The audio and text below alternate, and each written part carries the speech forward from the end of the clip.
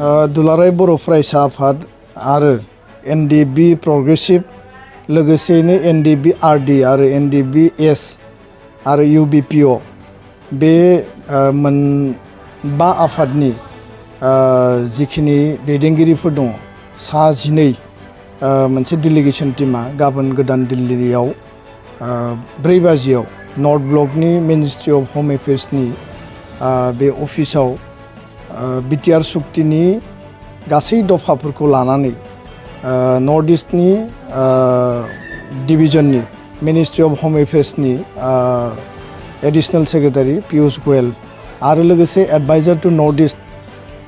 एके मिश्र बिथाङा इन्टारल'किटरबो एनएसएन आरो आल्फानि बिथांजों जोंहा स्पेशल मोनसे टक दङ आरो बे जाहैबाय जे 2020 मायथाइनि 27 जानुवारियाव जे बिटिआर बर' गोजोन गोरोबथा जादोंमोन बे गोजोन गोरोबथानि गासै दफाफोरखौ मावफुंनायनि सायाव आरो एनडिबि रिलेटेड जिखिनि दाबो पेन्डिं जानानै दङ केसनि बाथ्रायानो होन मार्टियार फेमिलिनो एक्सग्रेसिया होनायनि बाथ्रा जेलाव थानाय जोंनि दैदेनगिरिफोरखौ बायजोआव लाबोनायनि बाथ्रा आरो लोगोसे रिक्रुटमेन्ट बर' युथनि बेजों लोगोसे बाउन्डारि एक्सटेनसन आरो गुबुन गुबुन जिखिनि इस्युसफोर दङ बे इस्युसफोरखौ लानानै जोङो गाबोन सावरायगोन मिजिंथिदों गाबोननि सावरायनाया खोब फ्रुटफुल जागोन खारन 2.5 बोसोर जाबाय सुक्ति जानाया 2.5 बोसोरनि उनाव बे गिबि खेबनि थाखाय जोङो मोनसे जइन्ट इनिशिएटिभआव गासै सिगनेटरि अर्गेनाइजेसनफोरखौ लाफानानै जों जयै सावरायगोन आरो बेयाव जोङो खोब माने आसाबादि जों मोजां फिथाइ मोननो हागोन होननानै जोङो आसा खालामदों। सावरायनायाव दुलाराय बर' फरायसा आफादनिफ्राय आंजों लोगोसे जोंनि लोगो आफादगिरि खोरोमदाव औवारि आरो सासे लोगो आफादगिरि रोमदोन बसुमतारी एनडिबि प्रग्रेसिभनि मोनसे समनि आर्मि चिफ सिला आरो लोगो भाइस प्रेसिडेन्ट बिजायख्लं आरो लोगोसेनो एनडिबि आरडिनिफ्राय बिथांमोननि बारग' गाहाय नेहाथारि बि अनजालु आरो दानसोरां लोगोसेनो रिमोनलां बिथांमोना 3 बाहागो लागोन आरो एनडिबि एसनिफ्राय फेरेंगा माने रनजित बसुमतारी बिथाङा बाहागो लागोन लोगोसेनो इउबिपिअनि 2 आफादगिरि मनरन्जन बसुमतारी गाहाय नेहाथारि पिताम्बर ब्रह्म जों गासैबो सिगनेटरि अर्गेनाइजेसननि टीमा जोङो हम मिनिस्ट्रिनि अफिसियेलफोरजों गुवारै आरो गोथौयै सावरायगोन आरो उइदिन माने टाइम फ्रेमनि गेजेराव जाहाथे लेटार इन स्पिरिट बर' गोजोन गोरोबथानि गासै दफाफोरा जाहाथे मावफुंजायो बे बाथ्राखौनो लानानै जों इनसिस्ट खालामगोन आरो बेयाव गुबै बाथ्राया बेनो जे बाउन्डारि एक्सटेनसन जानांगौ कार्बि आंलंनि एसटि प्लेननि इस्युखौ गोख्रैनो मावफुंनानै होनांगौ आर्टिकेल 280 डाइरेक्ट फाइनेन्सनि बाथ्रा दङमोन बेजों लोगोसे फरेस्ट राइट एक्टआव हा लेन्ड पाट्टा होनाय लोगोसेयैनो बेयाव एनडिबिनि जिखिनि दङ गासै जिखिनि भुटानावबो दाबो दङ होननानै जों मिथियो जेलावबो दङ आरो बिथांमोननि जिखिनि केसनि बाथ्रा बे गासै जोङो इन डिटेल जोङो रायलायगोन आरो जोङो हपफुल जे मोजां फिथाइ जोङो मोननो हागोन। सुक्ति जाखांनायनि उनाव बयबो मोनसे आसा थायो जे सुक्तिनि दफाफ्रा मावफुंजायोबासो जोङो सुक्तियाव लिरजानाय बा गोलाव सम सहिद आरो संग्रामनि बिनिमयाव मोननाय दफाफोरनि थारैनो बे दफाफोरजों जौगानाय आरो जोंनि अधिकारफ्रा माने बांगोन जिहेतु बिटिआर सुक्तिया बिटिसि सुक्तिखौनो बिथा खालामनानै 6 सिडुलखौ बिथा खालामनानै मर माने एरिया एक्सटेनसन आरो मर पावार एनहेन्समेन्ट बेयाव क्लियारलि लिरनाय दङ दा बेखायनो बे दफाफोरखौ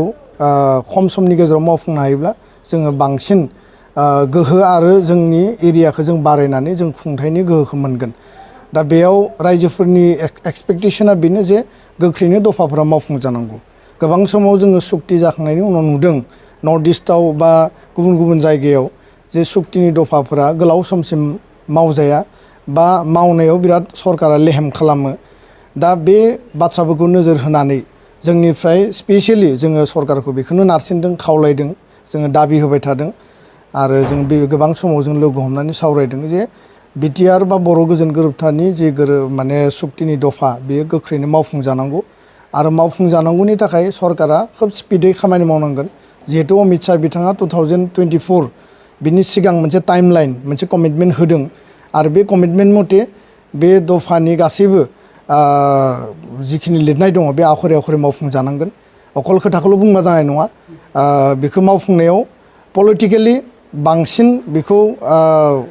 माने विलिंनेसा थानांगोन बा बिथांमोननि पलिटिकेल विलआ थानांगोन अफिसारफोरा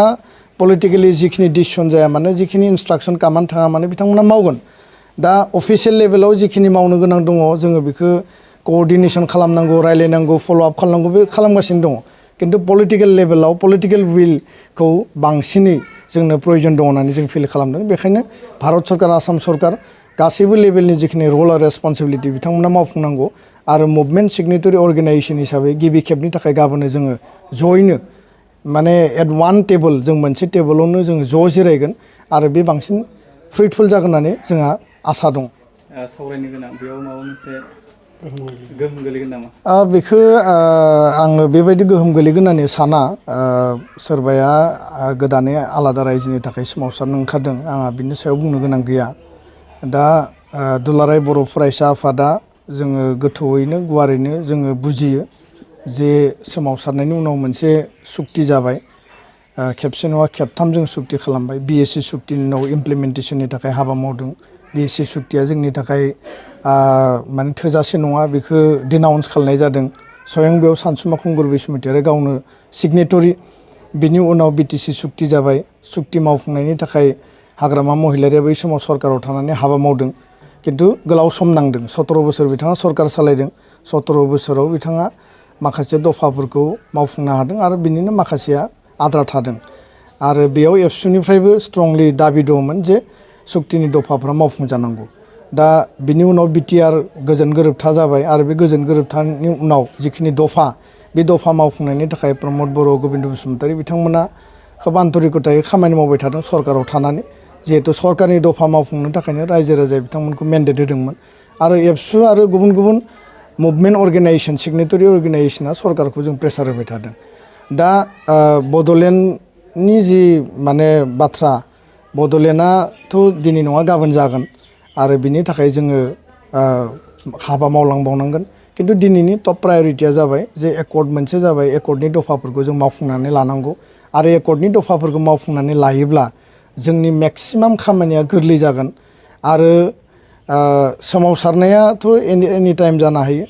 गुबुन गुबुन आफादाबो सोमावसारनो हायो बेयाव आंहा बुंनो गोनां गैया किन्तु बाथ्राया जाहैबाय जे अकल आबेगिक भाबै सोमावसारनायखौल' लाङाबासिनो अकल आबेगिक भाबै मानसिफोरखौ सोमावसारनायखौ मटिभेटल' खालामनानै जुदि नोंहा पलिटिकेल लेभेलाव नोंनि गासैबो जुदि सोमावसारनायनि रड मेप प्रक्रिया जुदि फुल प्रुफ नङाब्ला नोङो डिटारमाइन नङाब्ला नोङो एट एनि कस्ट एट एनि लेभेलसिम थांनायनि जुदि नोंहा माने परिकल्पना गैयाब्ला बेबायदि सोमावसारनाया मालाबा आस'खान्दाबो जानो हायो आरो सी एन्ड वेट जोङो नुगोन जे बेसेबां सास्टेनेबिलिटि जायो जोंहा बिनि सायाव बुंनो गोनां गैया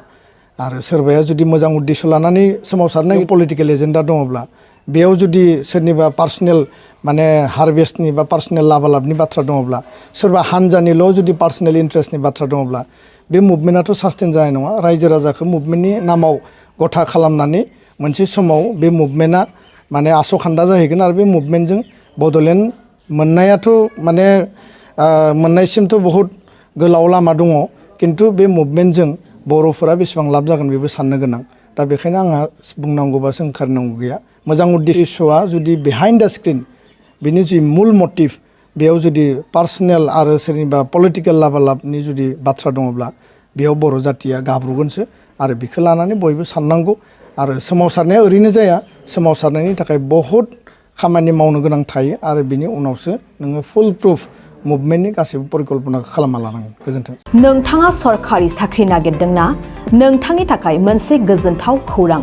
नोंथांनि थाखाय दं एडुकेट पइन्ट जेराव नोंथाङा सोलोंथाइ लानायनि गेजेरजों सरकारि साख्रिनि गुबुन गुबुन रोखोमनि गोब्राब आनजादफोरखौ उथ्रिसारनो हागोन आरो गावनि आथिङाव गसंथानो हागोन बे एडुकेट पइन्टआव नोंथांमोना SSC bank PO bank clerk bank SO UPSC एफएससि defence railway state state insurance एएअ एडिअ एसिस्टेन्टजों लोगोसे स्टेट लेभेल जब आरो माखासे सरकारि साख्रिनि आनजादाव गोनांथि जानाय आयदाफोराव सोलोंथाइ लानो हागोन। मख'नो गोनांदि बे सोलोंसालियाव साख्रिनिल' नङा, बेयाव MBA आरो सैनिक स्कुल बायदियाव एडमिशननि थाखाय एन्ट्रेन्स होनो थाखायबो सोलोंथाइ लानो हागोन। बे सोलोंसालियाव गाहाम थाखो खथानि सुबिदा दं आरो सम मथे नोंथांनि सोलोंथाइखौ बे सोलोंसालियाव होनाय जागोन। बेखौबो मिथिनांगोन दि बे एडुकेयार पइन्टआव सोलोंथाइ लानानै बावैसो 2021-22 इं मायथाइनि SSC GD नि आनजादाव गासै 11 सा सोलोंसाफोरा उथ्रिसारनो हादों। बारा नङा, गासै 15,000 रांजोंनो नोंथाङा बे सोलोंसालियाव 6 दानसिम सोलोंथाइखौ लानो हागोन। बे सोलोंसालिया क'क्राझार, बरपेटा रड, गवालपारा आरो बङाइगावआवबो दं। क'क्राझाराव सोलोंथाइ लानो गोसो गुदुं जानाय सुबुंफोरा 700-226-133 9101 536360 700-226-133 9101 536360